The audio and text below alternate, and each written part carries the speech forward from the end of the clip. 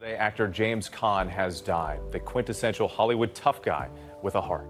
When James Caan died in July 2022, his estate was worth just $35,000. Everyone was shocked.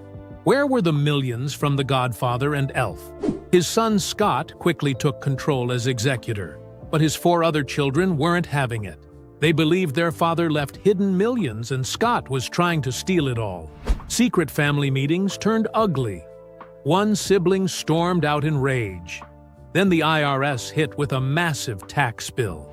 The fighting got so bad that lawyers burned through $500,000. What did James Caan really want for his legacy? James Caan was born on March 26, 1940, in the Bronx, New York. His parents had fled Germany to escape the horrors of the Nazis. They were Jewish immigrants who settled in a rough part of the city during the final years of the Great Depression. His father worked as a butcher, selling kosher meat in a small corner market that barely made ends meet. James, known as Jimmy back then, grew up in a neighborhood packed with people and short on comfort. Life in the Bronx during the 1940s was noisy, tense, and often harsh. Street fights were common, and young boys learned fast how to stand their ground. Jimmy was no exception. By the time he was 10, he was already boxing and riding in rodeos, taking falls that left him with real bruises and a fearless look in his eye. He wasn't the biggest kid on the block, but he had a wild energy that made people take notice. He had 2 siblings, including a sister named Barbara, who later died from leukemia in 1981 at just 38 years old. When the family moved to Sunnyside in Queens, things didn't get easier. It was the same working-class life, just in a different borough. His father's butcher shop paid the bills, but just barely. Most families like theirs were earning less than $3,000 a year. That poverty left a mark on Jimmy. It made him hungry for something more than just meat counters and street corners. In Sunnyside, he stood about 5'9", and back then, that wasn't tall enough to avoid trouble. He got picked on constantly and beaten up more than once. At just 12 years old, in 1952, he decided he wasn't going to take it anymore. He started learning karate, and he didn't stop until he earned a black belt by age 16 in 1956. That wasn't common.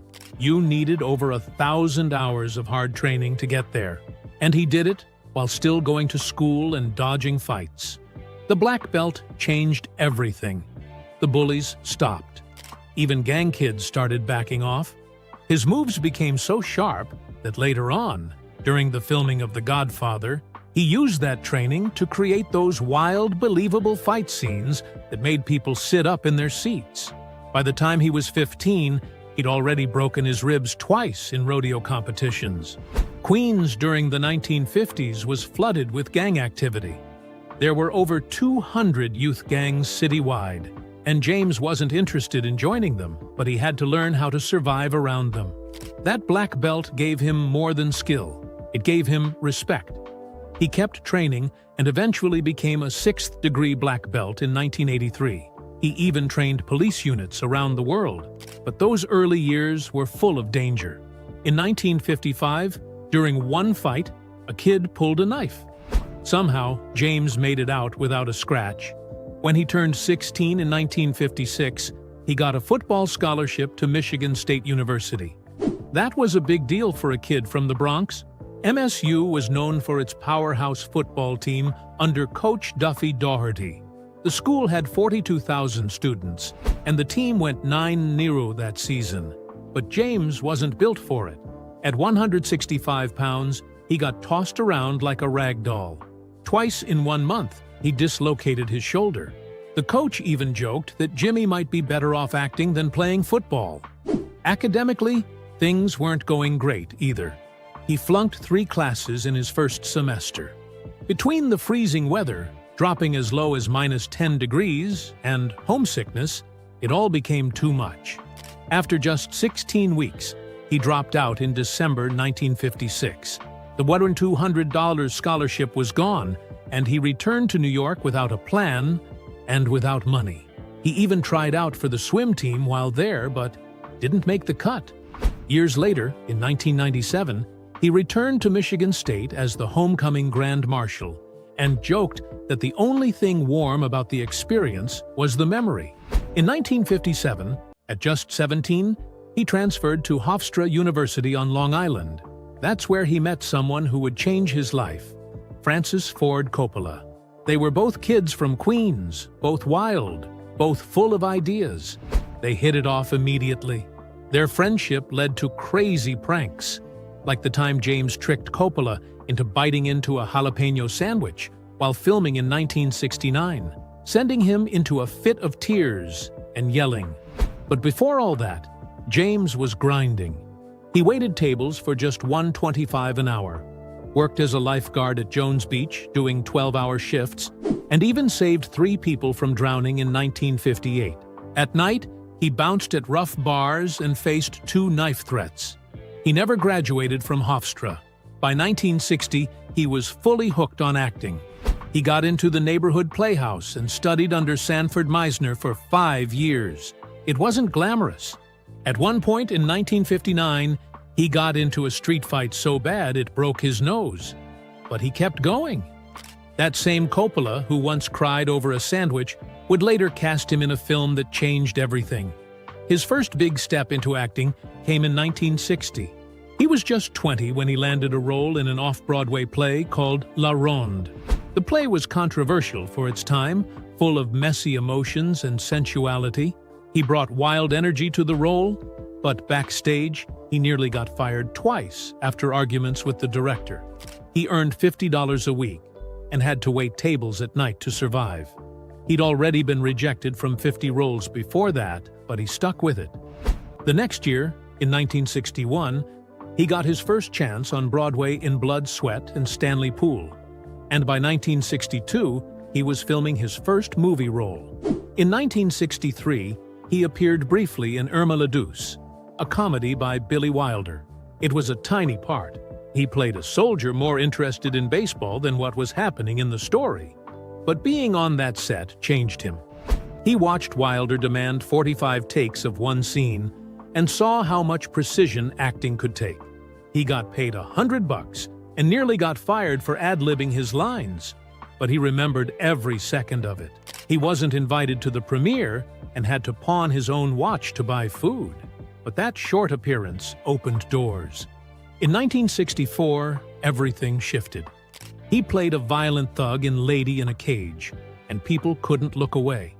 His character was brutal, terrifying, and unforgettable. The scenes were so intense, some theaters cut them out.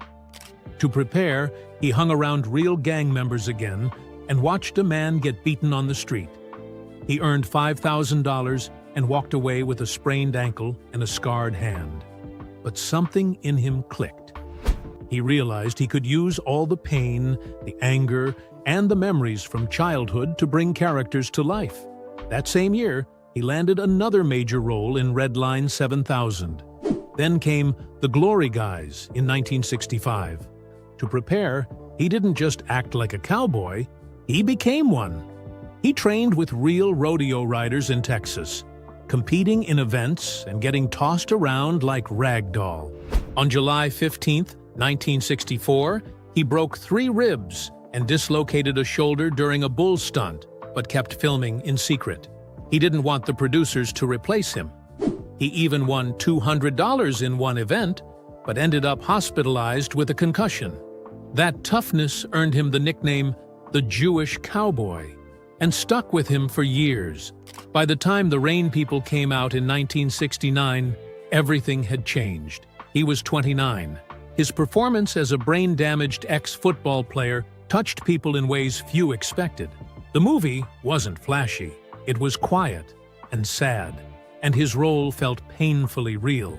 That film was directed by Francis Ford Coppola, the same friend from Hofstra, and it brought Caan the respect he had worked for all those years. In 1971, James Caan walked into his audition for The Godfather and did something completely wild. Instead of reading lines like everyone else, he started mumbling nonsense like Marlon Brando, calling himself a bum and talking to someone named Charlie, who wasn't even there. He later said it was the worst audition of his life. but Francis Ford Coppola loved it. Against studio pressure, he picked Caan to play Sonny Corleone, the angry, fiery son in a violent crime family. When the film came out on March 24, 1972, it didn't just make money. It exploded. Somewhere between $250 and $291 million at the box office. On set, Caan became Brando's personal clown, cracking jokes and making him laugh all day. That unexpected friendship stunned the crew, showing that behind the tough guy image, Caan had serious charm. What people didn't see behind the scenes was that Caan wasn't just acting when he got violent. He was a 6th-degree black belt in Gosoku Ryu Karate, something he trained in for over 40 years under Takayuki Kubota. During the scene where Sonny beats up his brother-in-law Carlo, the punch that missed on camera wasn't the only one he threw. Off camera, he actually broke 2 of Russo's ribs and chipped his elbow. Caan couldn't stand him in real life. The scene became one of the top 10 Sonny moments ever. It felt real because it was. This wasn't the last time Caan used martial arts on screen. In The Killer Elite in 1975, he showed off real strikes and takedowns. And by 1991, he was even on the cover of Black Belt magazine. It wasn't just for show. It was who he really was. When The Godfather swept into the 45th Academy Awards on March 27, 1973, Caan got nominated for Best Supporting Actor. He was up against Al Pacino and Robert Duvall, his own co-stars. All 3 lost to Joel Grey from Cabaret. That loss hurt. Caan later said it helped push him into cocaine use, and by the time he was filming The Gambler in 1974, he was already deep into it. Still, he kept getting nominated for Golden Globes in 1974 and 1975, and an Emmy for Brian's Song back in 1971. But the success couldn't hide the struggle. Between 1982 and 1987, he stopped acting altogether. The addiction, the grief, the burnout, it all caught up. But when he came back with Misery in 1990, people finally saw the actor he still was. Years earlier, in 1978, he had received a star on the Hollywood Walk of Fame. But it took hitting rock bottom to really start climbing back. In 1974, something happened that shocked everyone. Caan refused to come back for The Godfather Part 2, except for one flashback scene. He demanded the full $100,000 salary he got from the first film, even though it was just for a quick birthday moment. That would be worth about $600,000 today. The demand caused tension with Coppola, but Caan didn't back down. Pacino, by comparison, had earned just $35,000 for his lead role in Part 1. Caan's decision was bold. He wanted to break free of being typecast and chase new roles. The sequel came out on December 20, 1974, and went on to win 6 Oscars, without Caan in most of it. He later said he didn't regret it. It gave him the space to star in Rollerball in 1975, where he took yet another risk that almost cost him his health. In The Gambler, also released in 1974, Caan played Axel Fried, a professor who gambled away $44,000 in one night. It felt uncomfortably real. Written by James Toback, a former gambling addict, the story followed Axel lying, manipulating, and sabotaging himself at every turn. He even fixed a college basketball game. Caan was still using drugs while filming. He was unraveling, but the performance was powerful. At that time, the average gambler's debt hovered around $45,000, almost exactly what Axel owed. Critics noticed how raw and distant he looked. He wasn't just playing an addict, he was one. Even though Funny Lady in 1975 showed his lighter side, The Gambler was the one people remembered. They remade it in 2014 with Mark Wahlberg, but it never carried the same weight. Caan's version had pain behind every line. Rollerball came out in 1975, and it was chaos. Caan wanted the violence to feel real, so he did all his own stunts. The cost was huge. He injured his shoulder and ribs. One stuntman ended up in the hospital. Another was out for 6 months. Director Norman Jewison said promoters even tried to make the fictional sport into a real league, missing the whole point of the film. Off camera, the cast started playing the brutal game for fun, despite all the injuries. Caan's obsession with realism gave the movie its bite, but he paid for it physically. Still, the film made over $30 million and became a cult classic, even if it left Caan bruised and battered. In 1980, he tried something different. He directed Hide in Plain Sight, a slow, emotional story about a father trying to find his kids who were hidden by the government. It was based on a true story, and it failed at the box office. It earned less than $3 million. Critics liked the idea, but said the direction was flat. The film came out on March 21, 1980, and MGM didn't even bother to promote it properly. That flop crushed Caan. He vanished from acting between 1982 and 1987. Drugs got worse. His marriage ended. He even turned down Blade Runner. He stayed home, lost in addiction, missing role after role. He later called it one of the darkest times in his life. Then came Thief, released on March 27, 1981. It was supposed to be his comeback, but his drug problems hit a peak. He destroyed props, caused delays, and arrived on set so hungover that scenes had to be reshot. Still, director Michael Mann managed to capture something raw. Caan's character Frank was a safecracker with nothing to lose. The chaos on set actually made the performance better, but Caan admitted that it nearly killed his career. Studios didn't want to work with someone so volatile, yet somehow Thief made over $11 million on a $5.5 million budget and slowly became a cult favorite. In 1987, Francis Ford Coppola called him back. Gardens of Stone was the film, and Caan took it seriously. He dropped 30 pounds, going from 180 to 150, to play a worn-down soldier. The film came out on May 8th and flopped again, only making $5.3 million. But Caan looked completely transformed. His co-stars, including Angelica Houston, were shocked by how gaunt and intense he seemed. It wasn't just acting. He had just gotten clean and had been coaching Little League Baseball to stay grounded. Critics noticed this was the man who once ruled the screen, now quietly working his way back. This role led to Misery 3 years later. Misery came out on November 30th, 1990, and it terrified audiences. Caan played writer Paul Sheldon, kidnapped and tortured by an obsessed fan. Kathy Bates, who played Annie Wilkes, said Caan stayed in character off-set. He would suddenly shout or act strange, clashing with her rehearsed approach. It made their scenes electric. Caan was stuck in bed for most of the shoot, 15 weeks straight. He once showed up hungover again, and they had to reshoot. Bates regretted cutting some of the more gruesome scenes from the book, like using a lawnmower. But the ankle-breaking scene alone became iconic. But fame didn't fix everything. Caan's personal life was a storm. In 1961, he married D.J. Mattis. They had a daughter, Tara, in 1964. But by 1966, it was over. Rumors of cheating filled the tabloids. He was earning around $10,000 a year back then. The divorce was messy, and later Tara distanced herself.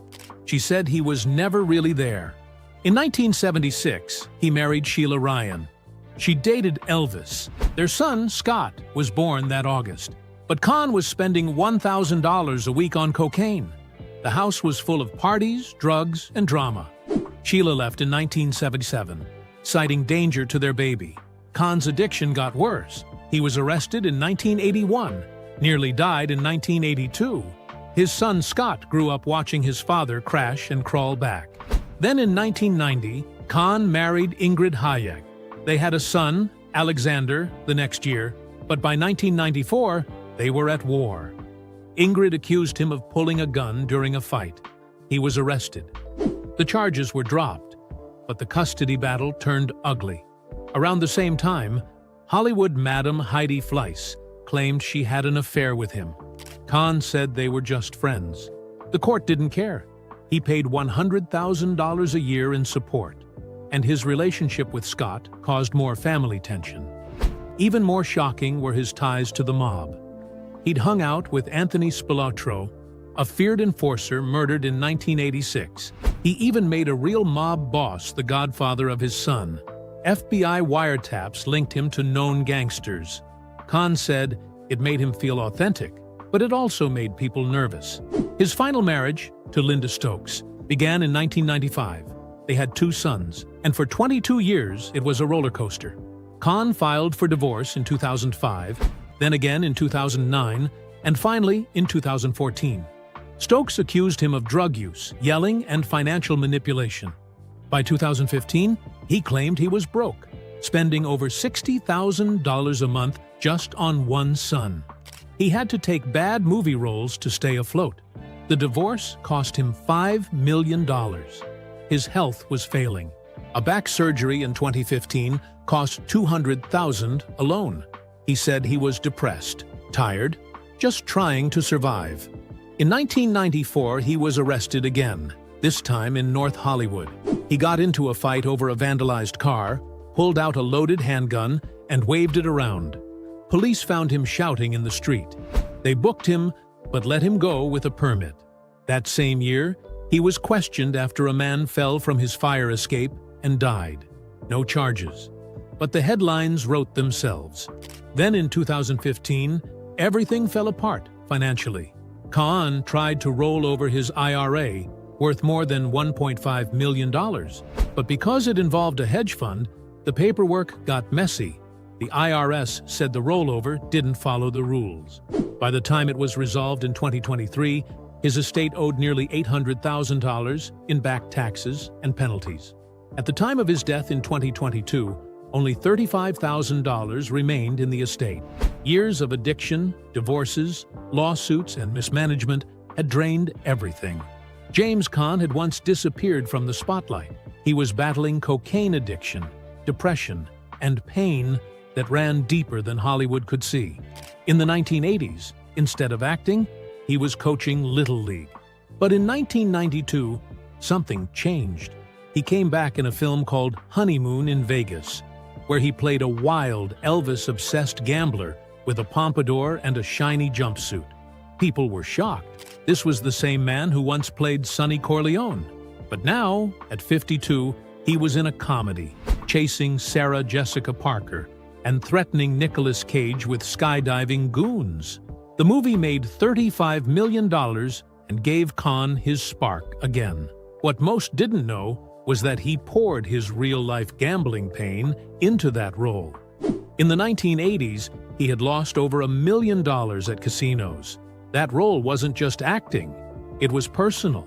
That film opened the floodgates. He did more than 20 movies in the next few years.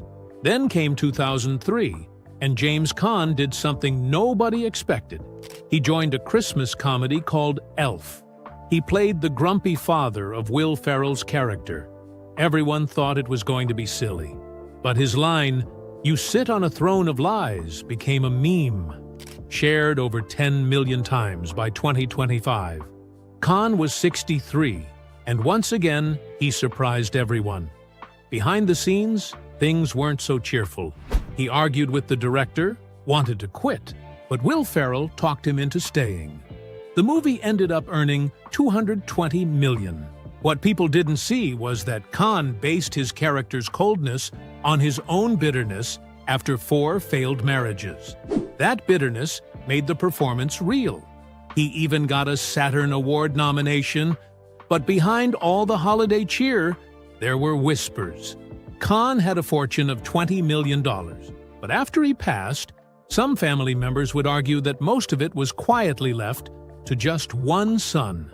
From 2003 to 2007, James Caan shocked his fans again by stepping into the world of television. He played Ed DeLean in the NBC series Las Vegas, a casino boss with a past in the CIA. The show had 12 million viewers per episode. Caan's scenes felt raw because they came from real life. He'd once been threatened by mobsters over unpaid bets back in 1994. He was also once over $250,000 in gambling debt. People didn't just see an actor. They saw a man who had lived the part. He worked 14-hour days, even though he was already 67. Eventually, the grind got to him. He walked away in 2007, swearing he would never do TV again. But that show helped him bounce back financially. He was earning $100,000 for each episode and used that money to rebuild from the low points of the 1980s. In 2008, he made a tiny appearance in the movie Get Smart. He played the President of the United States. He was 68 at the time and full of mischief. He made jokes that weren't even in the script, some so wild they had to be cut from the theater version and added later in the DVD extras. It was a quick scene, but it showed something. Even with all the heart issues that would send him to the hospital in 2009, he hadn't lost his spark. He'd smoked 2 packs a day for decades, and his body was starting to give in. Still, he said in a 2016 interview that he took the role just for fun, even though he once said he was done with acting. And that's why it worked. The audience gave him 85% approval. He made people laugh again.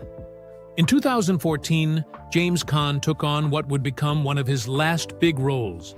He was 74, and the movie was called The Outsider. He played a mob boss again, cold and dangerous, just like his old roles from the 1970s. But this time, it wasn't just acting. Back in 1994, Caan had been arrested during a brawl. He had a gun. He wasn't just pretending to be rough. He had lived it. The movie drew more than 1 million viewers in just 1 month, even though it was a small indie project. Critics were stunned. They said he still had the fire. He even admitted that a near-death infection in 2010 made him think this might be his last shot. He gave it everything he had. The film earned an 82% rating on IMDb. He had done over 100 movies. He had made his mark, but this was one of the last times people would see him on screen. On July 6, 2022, at 9:02 p.m., James Caan died at Ronald Reagan UCLA Medical Center. The cause of death was a heart attack, but there was more. His body had been struggling for years with coronary artery disease, COPD, and heart failure. The tough guy from Thief and Misery had been quietly suffering. No one had known how bad it was.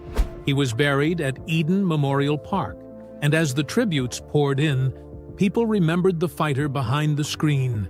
He had worked for 60 years, been nominated 4 times for the Golden Globes, and got his Hollywood star in 1978. He kept working even as his health faded. Behind the fame was a man who'd been broken, repaired, and broken again. He left behind 5 kids from 4 different women. His last marriage ended in 2016. In one of his final interviews in 2021, he said he was still frustrated. He still wanted to do more. But time had finally caught up. Then came the shock. In March 2023, just months after his death, his son Scott Caan filed papers to become the only person in charge of his estate. The entire estate was only worth $35,000 on paper. That number stunned everyone. Where was the rest of the money from The Godfather, Elf, Misery, and Las Vegas? It didn't make sense. But the paperwork was real. Scott had the power to sell, lease, or manage everything, including 2 small land properties valued at $15,000 and $20,000. That move set off alarms. His 4 siblings, Tara, Alexander, James, and Jacob, were furious. They believed there were hidden millions. They thought Scott was trying to take control and lock them out. The family fight exploded in 2023. The 4 siblings joined forces. They came from 4 different mothers, but now they were united in one thing: stopping Scott. They believed their dad had left behind more than just land and loose change. There were royalties from Elf and The Godfather, possibly worth millions. Rumors leaked that family meetings turned ugly. At one point, Alexander reportedly stormed out in rage. The drama wasn't just about money, it was about trust. James Caan's tangled personal life had turned into a legacy war, with each child pulling in a different direction. Then came another hit. In October 2023, the IRS stepped in with a nearly $1 million tax bill. It all went back to a failed investment from 2015. Caan had put money into a hedge fund through UBS. But when the fund failed to give proper paperwork in 2014, UBS paid him directly. Merrill Lynch turned that into cash and rolled it over in 2017. But that move broke the IRS rule. You're not allowed to switch asset types like that and still claim tax-free status. The court ruled against the estate in October 2023. That mistake turned into a giant penalty, slicing away what little inheritance was left. And even now, in 2025, the battles continue. Scott still holds control as executor. He wants to sell off the Beverly Hills home and film memorabilia. He believes they could bring in $10 million. But Alexander and others say that would ruin their father's legacy. They believe James Caan wanted a foundation to protect his image, especially his role in The Godfather. Court records show that mediation in 2024 failed. No one could agree. Legal fees have already burned through $500,000. The family remains split, and lawsuits are still active in Los Angeles. The dream of unity that James Caan might have hoped for has collapsed into bitterness, courtrooms, and headlines.